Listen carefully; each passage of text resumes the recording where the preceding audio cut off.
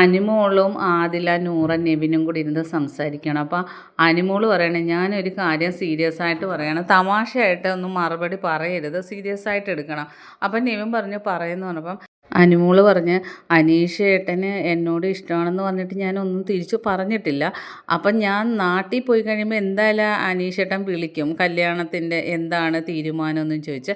അപ്പം ഞാൻ പറഞ്ഞാൽ മതിയായി, എനിക്ക് ഇഷ്ടമല്ല, കല്യാണം കഴിക്കുന്നത് എനിക്ക് ഇഷ്ടമല്ല ഏട്ടാ എന്ന് പറയണോ, അതോ നാളെ ഞാൻ പറയണോ അനീഷ് ഏട്ടനോട് തുറന്ന് എനിക്ക് കല്യാണം കഴിക്കാൻ താല്പര്യമില്ല, ഞാൻ ചേട്ടനെ അങ്ങനെ കാണുന്നില്ല എന്ന് പറയണമെന്ന്. അപ്പം നെവിൻ പറഞ്ഞ് നീ ഇപ്പോൾ പറയണ്ട, നാട്ടിൽ ചെല്ലുമ്പോൾ പുള്ളി വിളിക്കത്തില്ല, കാരണം പുള്ളിയുടെ ചുറ്റും ഇനിയിപ്പം പുള്ളി സ്റ്റാറായതുകൊണ്ട് മതാലസകൾ ഇങ്ങനെ പുറകെ നടക്കും, അതുകൊണ്ട് നിന്നെ വിളിക്കത്തുമില്ല, നീ ടെൻഷൻ അടിക്കേണ്ടെന്ന് പറഞ്ഞു. അപ്പം അനുമോള് പറഞ്ഞു നീ തമാശ പറയാതെ കാര്യം പറയുമെന്ന് പറഞ്ഞപ്പം നെവിൻ പറഞ്ഞ് പിന്നെ ഞാൻ പുള്ളിയെടുത്ത് നീ പറയുന്നതിന് മുമ്പ് പറയുമെന്ന് പറഞ്ഞു ഈ കാര്യം.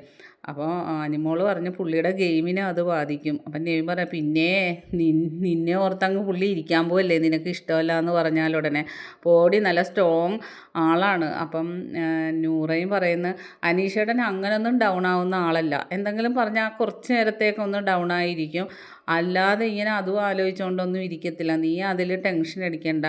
അപ്പോൾ അതിൽ പറയുന്നത് നീ എന്തിനാ ഇങ്ങനെ ടെൻഷൻ അടിക്കുന്നത്, പുള്ളി നല്ല സ്ട്രോങ് ആയിട്ട് തന്നെ ഇരിക്കും, പുള്ളി നിന്നോട് ഇഷ്ടമാണെന്ന് പറഞ്ഞ് നിനക്ക് താല്പര്യമില്ലേ പുള്ളി ഓക്കെ പറയും, അല്ലാതെ പുള്ളിയുടെ ഗെയിമിനെ ബാധിക്കുന്ന രീതിയിൽ പുള്ളി ഡൗണൊന്നും ആകത്തില്ല എന്ന് പറയുന്നു.